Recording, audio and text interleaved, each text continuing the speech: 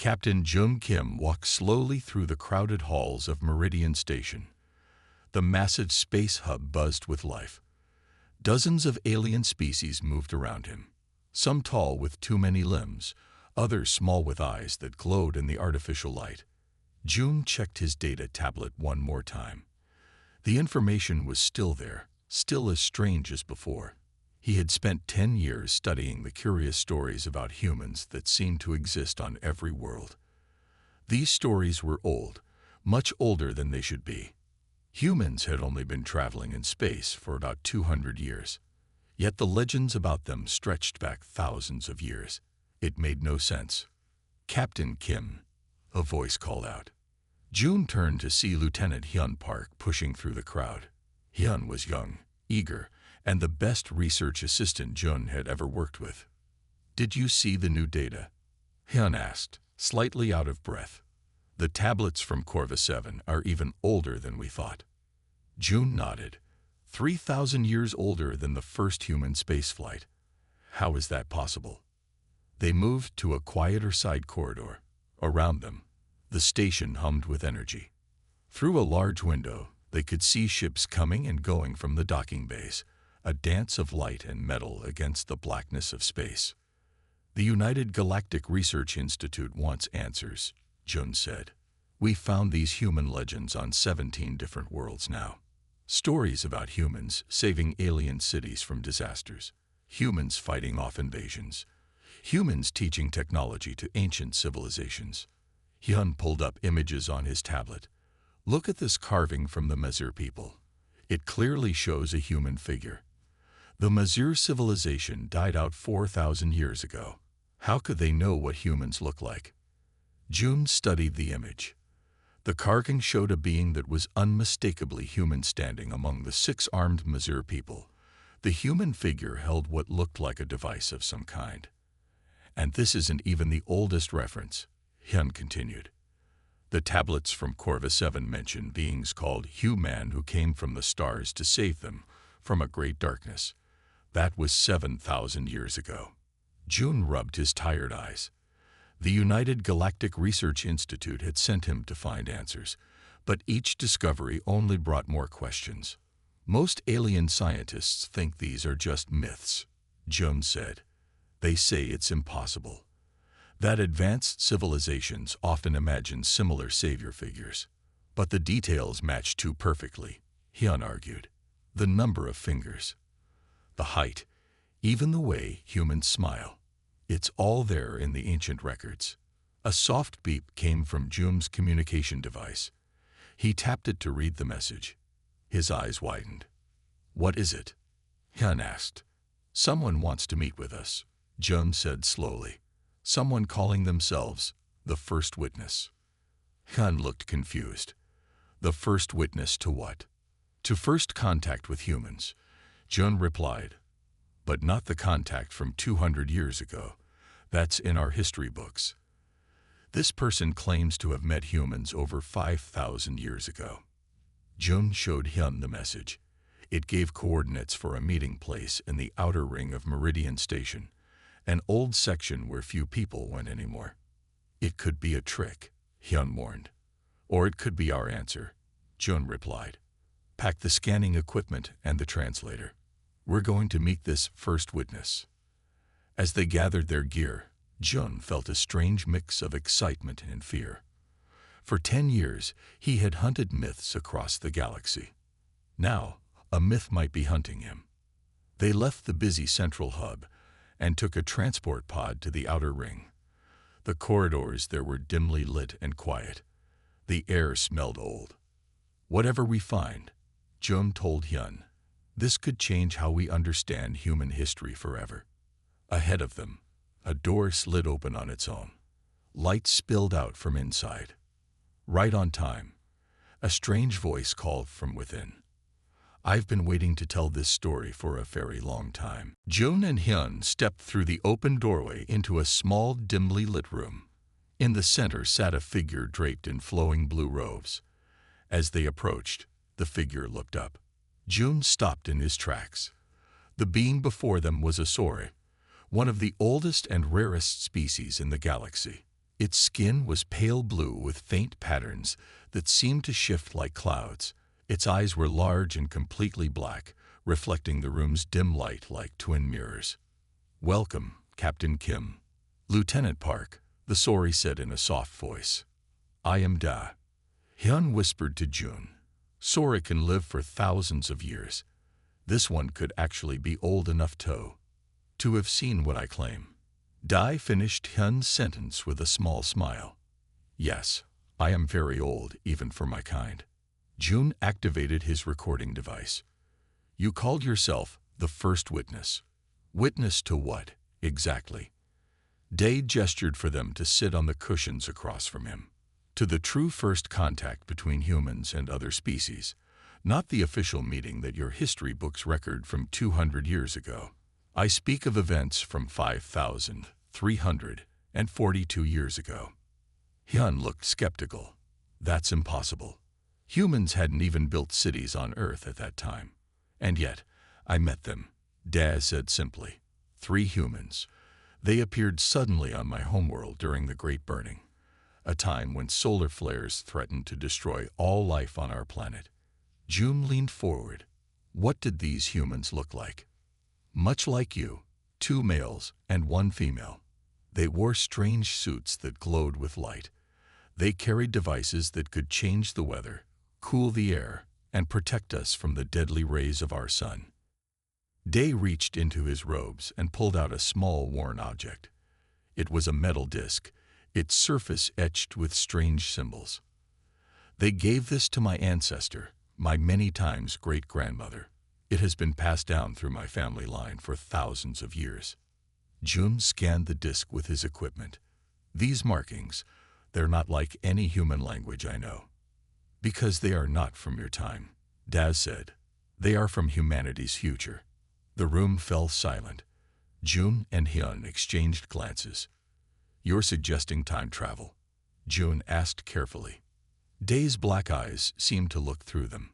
"The humans who have spread across the galaxy for the past 200 years are not the first humans to walk among the stars. They are merely the first to do so, in the correct order of time." Hyun shook his head. "That's hard to believe." Dai finished. "Yes, but consider the evidence you have already gathered. The tablets from Corva 7, the carvings of the Mezur people, the legends that exist on 17 worlds, all describing beings who match humans perfectly, appearing thousands of years before humans officially reached the stars." June studied the strange disk. "If what you're saying is true, then humans from the future traveled back in time to what? Save alien species." "Precisely," Da nodded. "My people would have perished in the Great Burning. The Mezur would have been destroyed by a plague. The people of Corva 7 would have been wiped out by asteroid impacts. But in each case, humans appeared with advanced technology and knowledge of what was to come. They saved us." "But why?" Hyun asked. "That is the great question," Day replied. "Why would future humans risk changing history to save alien civilizations? I have spent thousands of years contemplating this. I believe I know the answer, but first, I must show you something else." Day stood slowly and pulled back his sleeve.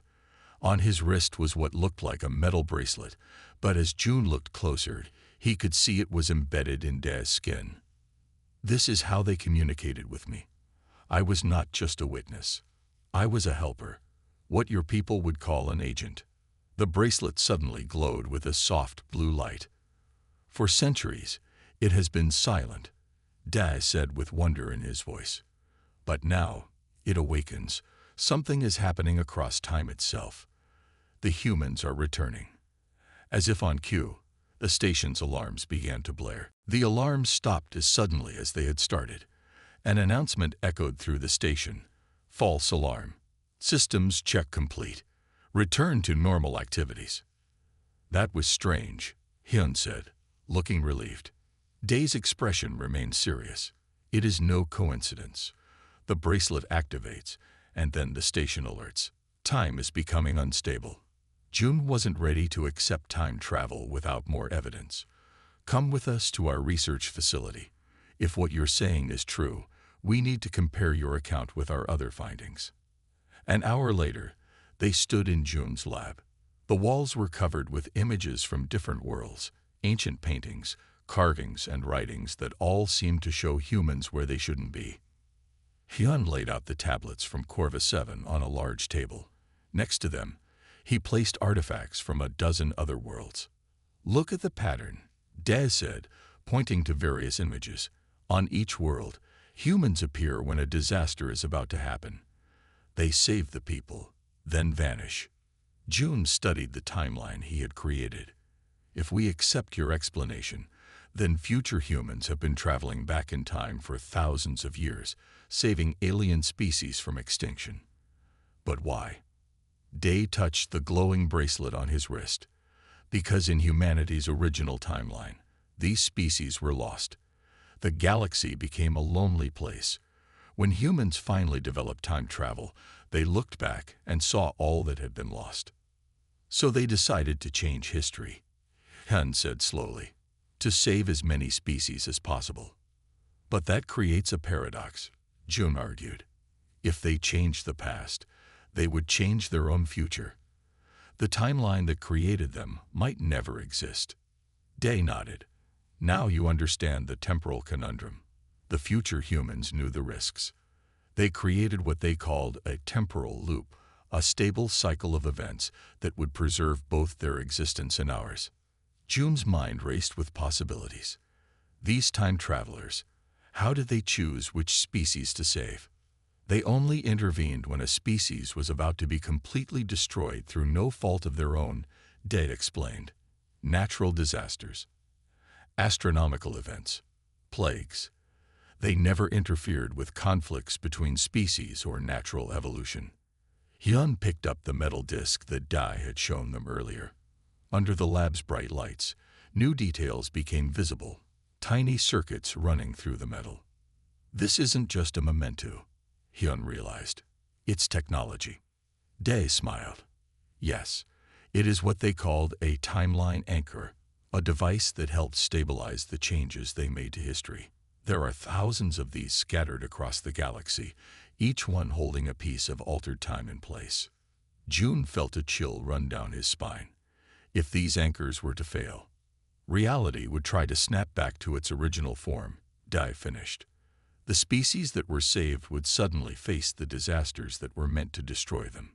The bracelet on Dae's wrist pulsed brighter now, casting blue light across the room. "The anchors are failing," Dae said quietly. "That is why my bracelet has awakened after centuries of silence. The human time travelers are trying to reach their agents, their helpers throughout history." Jun looked around at the artifacts they had collected, proof of humanity's secret role in shaping galactic history. Who were these time travelers? How did they organize such a massive operation across thousands of years? He asked. "They called themselves the Guardian Program," Dae replied. "A secret group from humanity's distant future, and I was once part of it." Before Jun could ask more questions, the lab's computer began to beep urgently. Hyun rushed to check it. "Captain," Hyun called out, his voice tense. "An unidentified ship just appeared near the station. It just appeared out of nowhere. No approach vector, no warp signature. It's using technology unlike anything in our database." Dae's eyes widened. "They're here." "Who's here?" Jun asked. "A guardian," Dae whispered. "After all this time, they've returned." Jun, Hyun, and Dae rushed to the observation deck. Through the large window, they could see the mysterious ship. It was small and sleek, with a silver hull that seemed to shimmer and change as they watched. "Station security will try to make contact," Hyun said. Dae shook his head. "They already know where to find us." The bracelet on his wrist pulsed faster now, like a heartbeat. "Tell me more about this Guardian program," Jun said as they watched the ship. "How did you become involved?" Dae's black eyes reflected the stars outside.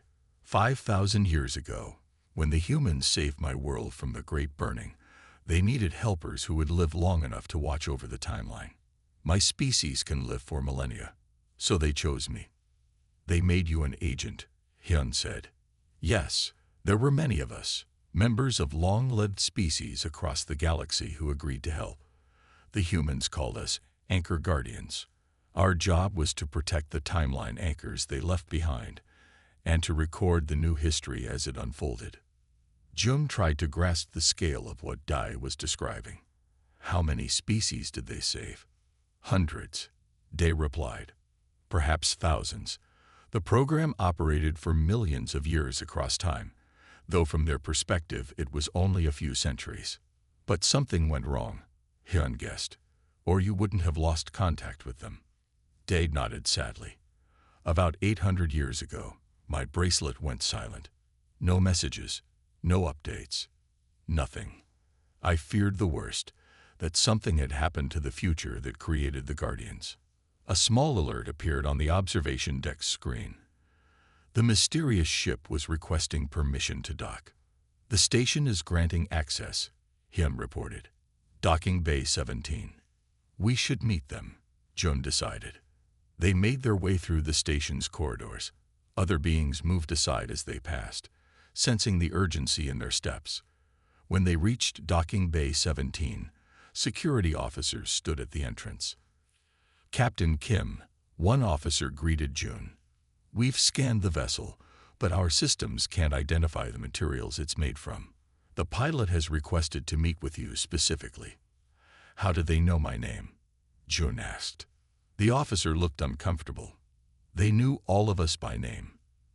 They knew things they shouldn't know. The docking bay doors slid open. The silver ship sat on the landing pad, its surface still shifting like liquid metal. A section of the hull melted away, forming a doorway. A figure stepped out. It was a human woman.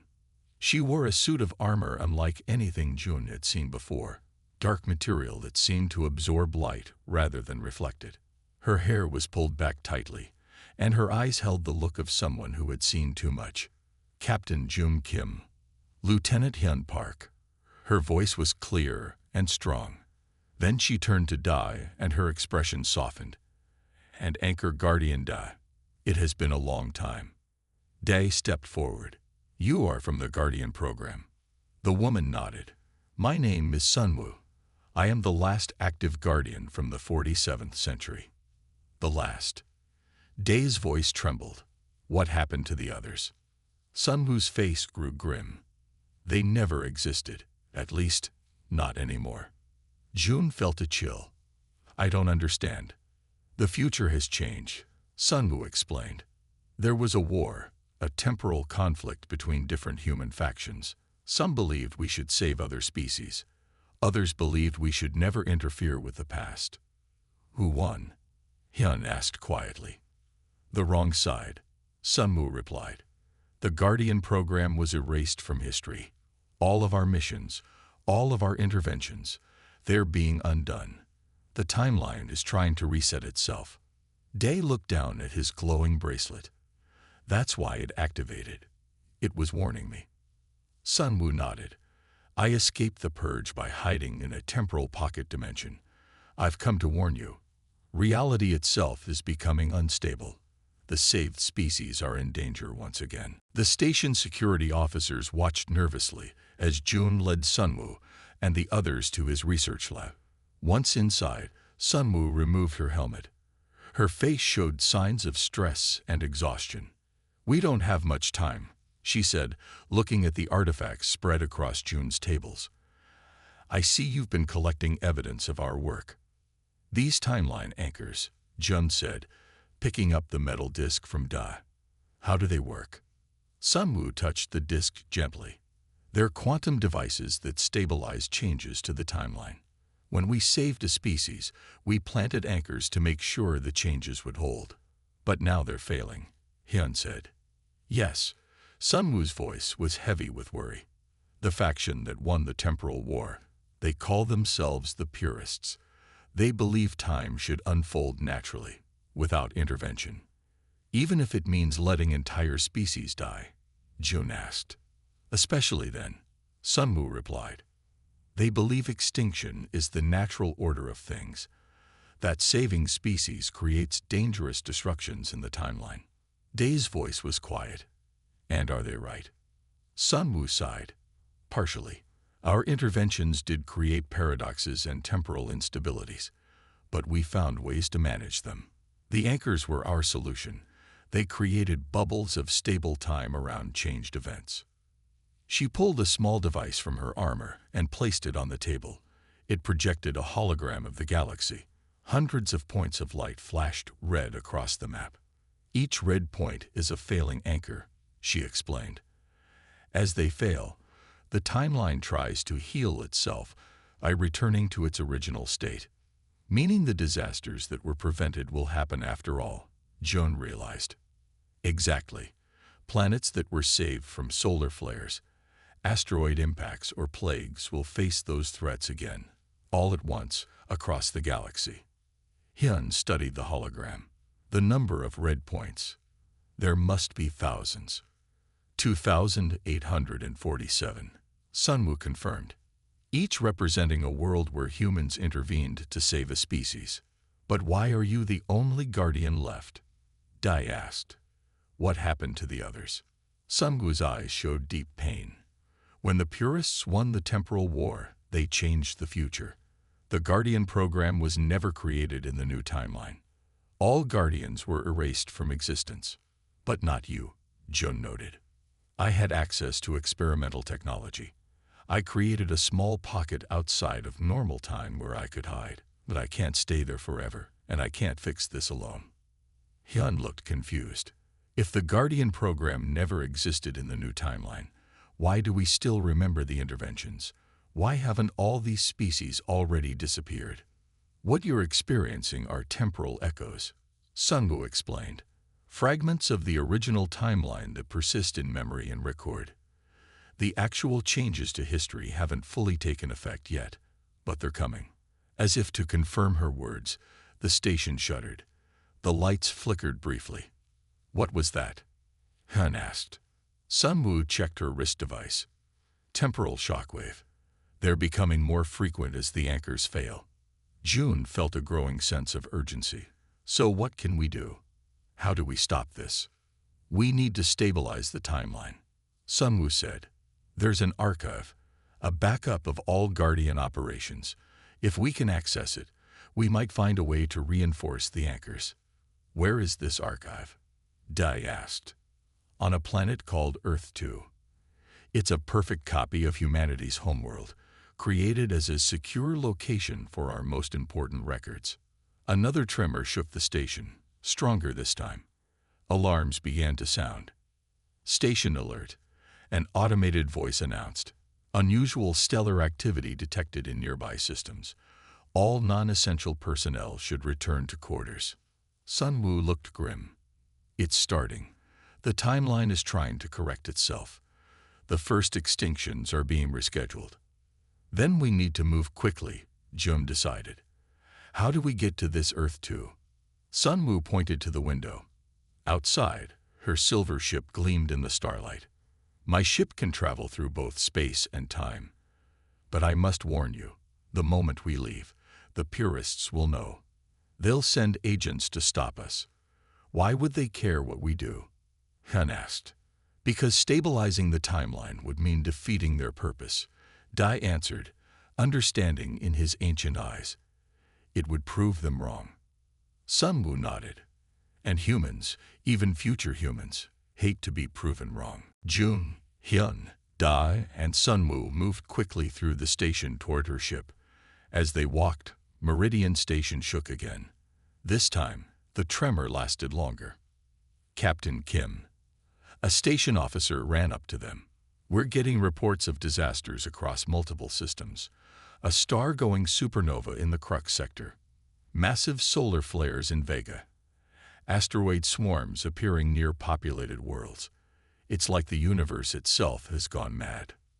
Not mad, Sun Wu said quietly, just returning to its original state. The officer looked confused, but Jun cut in. We're leaving on an urgent mission. Please make sure our ship has clearance to depart immediately. Once they were alone again, Hyun turned to Sun Wu. These temporal echoes you mentioned, explain more about them. Think of time like a river. Sunwoo said as they walked. When you drop a rock in the river, it creates ripples. The Guardian program dropped thousands of rocks, each intervention creating ripples through time. And now the river is trying to smooth itself out again, Dai added. Yes, Sunwoo nodded. But the ripples left impressions, memories, legends, artifacts, stories of humans saving worlds.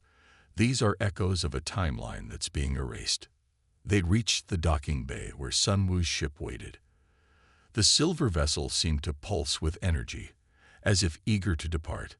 The most disturbing part, Sunwoo continued as they boarded, is that without the Guardian program's interventions, dozens of currently thriving civilizations should never have existed.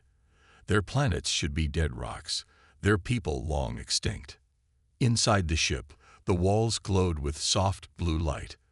There were no obvious controls, just a central platform where Sunwoo placed her hand. This doesn't make sense, Jun said, taking a seat as the ship hummed to life. If these species were saved thousands of years ago, how can the timeline just now be trying to correct itself? Because time isn't linear, Sunwoo explained. It's more like a web.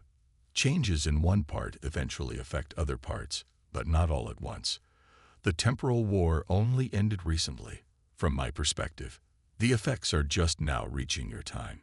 The ship rose smoothly from the docking bay.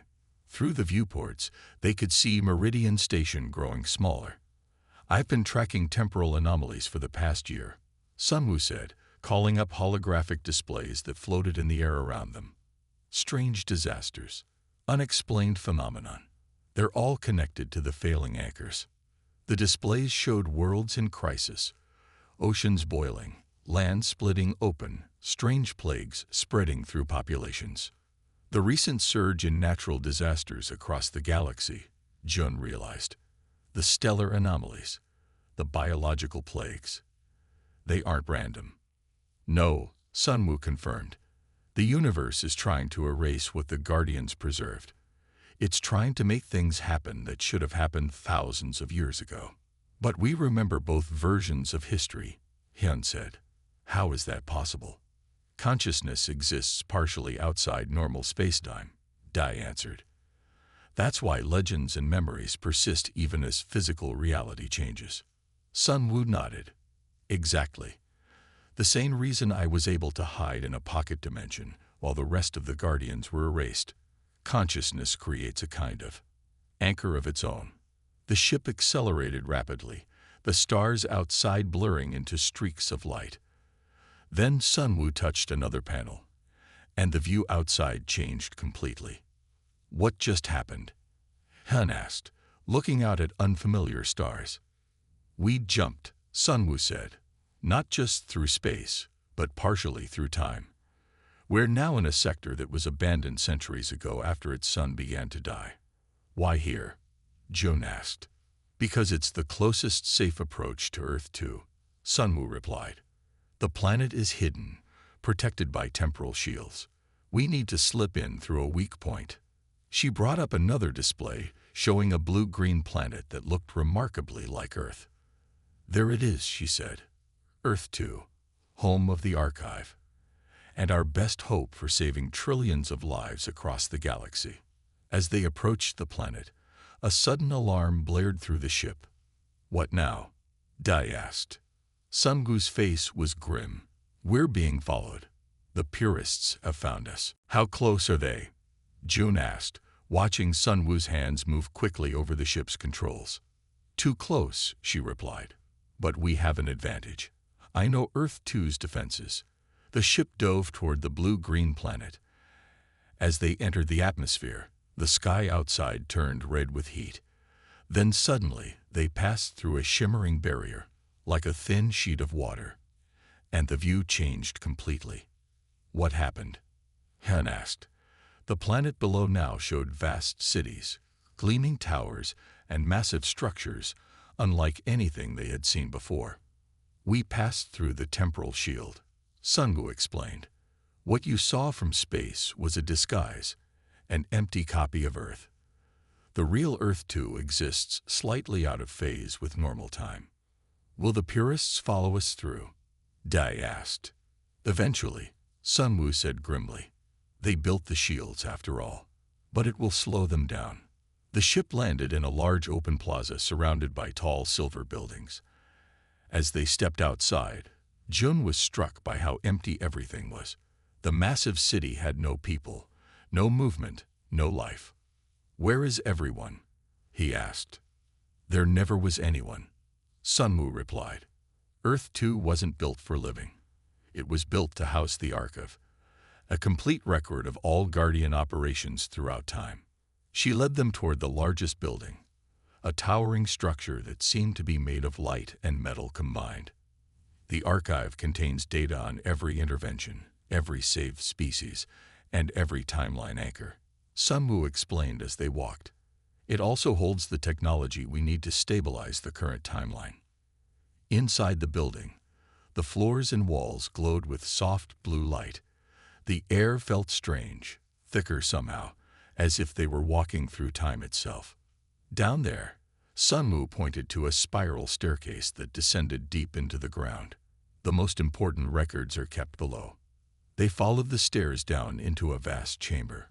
The room was filled with floating orbs of light, thousands of them, each containing swirling images and data. This is incredible, Hyun whispered, reaching out to touch one of the orbs. It expanded at his touch, showing images of an alien world being consumed by fire, then humans arriving to stop the destruction. Each orb contains the complete record of an intervention, Sun Wu said. The species saved, the disaster prevented, the anchors placed. Day moved through the room, his ancient eyes reflecting the light of the orbs. So many lives saved, he murmured. Jun touched another orb. This one showed humans teaching an alien race how to build shields against deadly radiation. Why did humans do all this? He asked. Why risk changing time to save other species? Sun Wu smiled sadly. Because in the original timeline, humanity reached the stars too late. They found a galaxy full of empty worlds, planets where life had evolved, and then been wiped out by natural disasters. It was a lonely existence. So they decided to change it, Hyun realized. Yes, when humans developed time travel, the first thing they did was look back, to see what could have been saved. Sun Wu led them deeper into the chamber, to a central platform surrounded by more complex orbs. Here, she said, is the true extent of humanity's role in galactic history. Over 10,000 interventions across 2 million years, saving hundreds of species from extinction. She touched one particular orb, larger than the others. It showed Earth itself, facing destruction from a massive asteroid. The most important intervention of all, she said quietly. Humanity was itself saved by a guardian. Creating a bootstrap paradox, humans saved themselves from extinction, allowing them to eventually create the very guardian program that saved them. That's why the purists want to stop us, Daz said with sudden understanding. If that paradox is resolved incorrectly, then humanity itself might never have existed, Sun Wu finished, and neither would thousands of other species across the galaxy. A deep rumble shook the archive. Dust fell from the ceiling. They're here, Sun Wu said, looking up.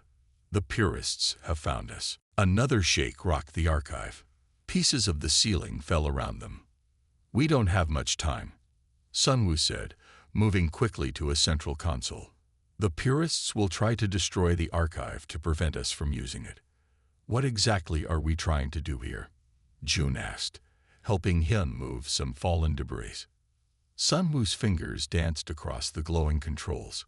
We have 3 options. None of them are perfect. A large hologram appeared above the console, showing 3 branching timelines. First option. Sun Wu pointed to the left branch. We do nothing. Let reality reset itself. The timeline corrects all paradoxes, and countless species, including possibly humans, cease to exist. But time itself remains stable. That's not an option, Daz said firmly.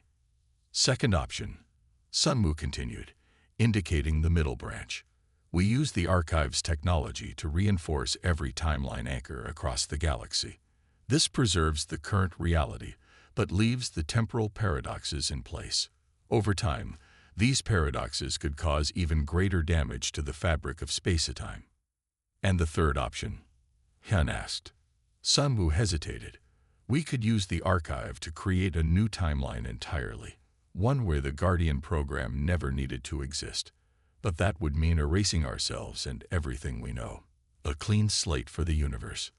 The room fell quiet except for the distant sounds of destruction above them. Those are all terrible choices, Jun said finally. Isn't there another way? Jun paced around the console, looking at the floating orbs of light.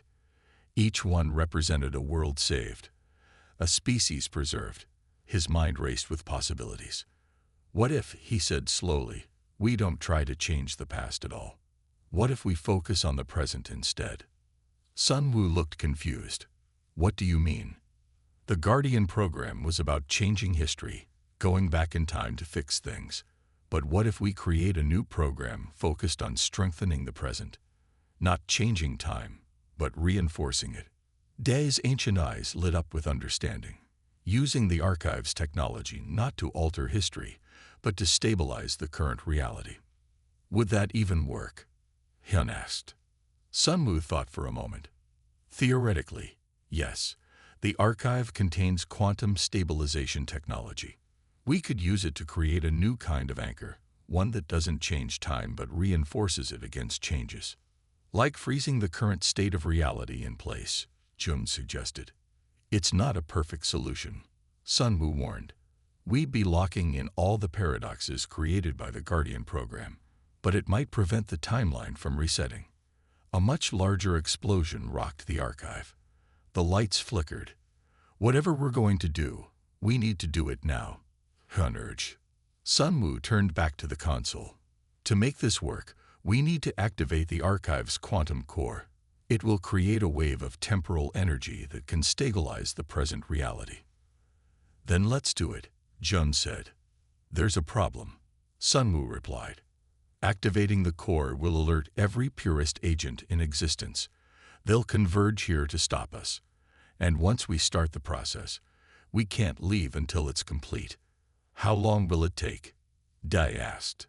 About 20 minutes, Sunwoo said. 20 minutes while we fight off the most advanced temporal agents ever created. Jun looked at each of his companions.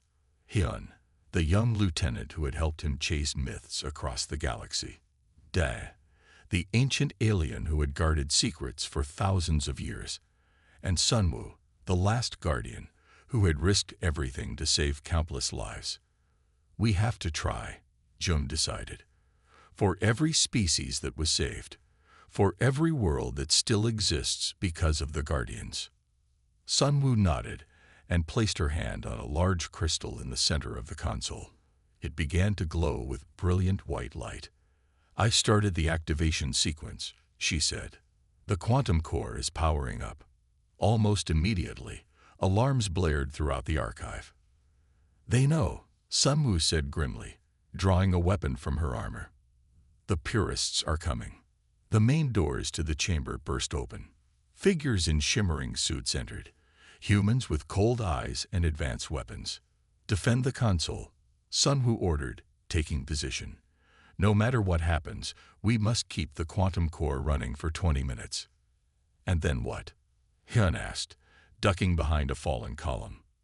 Then, Sunwoo said, we find out if your present is strong enough to resist the pull of the past. The purist agents moved with unnatural speed. Their weapons fired beams of energy that didn't just hit. They erased parts of whatever they touched from existence. Sunwoo fired back, her own weapon sending waves of blue light that slowed the agents down, making them move as if through thick syrup. Temporal dampeners, she explained. They won't kill, but they'll buy us time. Jun and Hyun took cover behind fallen columns while Dae worked at a secondary console, his fingers moving quickly over the controls. 15 minutes remaining. Sunwoo called out. More purists poured into the chamber. One of them, a tall woman with silver eyes, stepped forward. Guardian Sunwoo, she called. You're making a mistake. The timeline must be allowed to heal itself. by erasing thousands of species. Sun Wu shouted back. That's not healing. That's murder on a galactic scale. The silver-eyed woman shook her head. It's the natural order. Those species were meant to die. Who decides what's meant to be? Jun yelled from his position. Who gave you the right to erase entire civilizations? The woman turned her cold gaze toward him. You don't understand the damage these paradoxes are causing. The fabric of reality itself is tearing. While they talked, Da continued working at the console. He caught Jun's eye and nodded slightly. 10 minutes remaining, Sun Wu announced. The purists began a coordinated attack, trying to reach the main console. Sun Wu held them back, but she was outnumbered. Jun, Da called. I've accessed the archive's communication system. It can broadcast to every world simultaneously. A sudden idea hit Jun like lightning. Can it transmit knowledge? Information? Yes, Da confirmed. What are you thinking? Knowledge itself might be the key, Jun said quickly. Not just stabilizing the timeline with technology, but with consciousness, with shared understanding.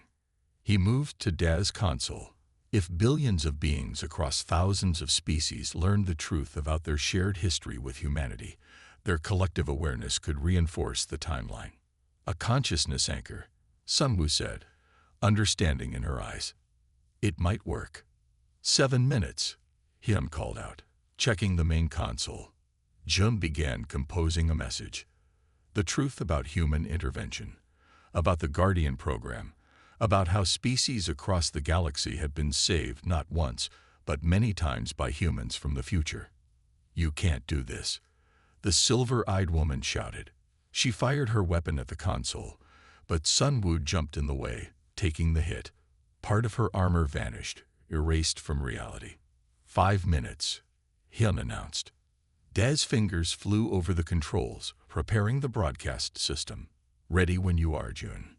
Jun finished the message. It was simple but powerful. The true history of interspecies cooperation, of humanity's compassion across time and space. Send it, he ordered. Send it everywhere. Dad pressed the final control. The archive hummed with power as the message was broadcast to every world, every ship, every communication device across the galaxy. 3 minutes, Hyun called. The purists fought more desperately now, sensing defeat. But something strange was happening. As knowledge spread across the galaxy, the very air in the archive seemed to solidify. The purists' movements became sluggish, then frozen. It's working, Sun Wu said in wonder. Collective consciousness is strengthening the timeline. 1 minute, Hyun announced. The silver-eyed woman screamed in fury as her body began to fade. This isn't over. Time cannot be cheated forever. Then, with a flash of light, all the purists vanished, pulled back to their own time, as reality shifted around them. Quantum core at full power, Hyun reported. Stabilization wave activating now. A pulse of golden light erupted from the center of the archive, expanding outward in all directions. When it passed through them, Jun felt a strange sense of both change and permanence, as if reality had both shifted and solidified at the same time. Then silence fell. Did it work? Jun asked finally.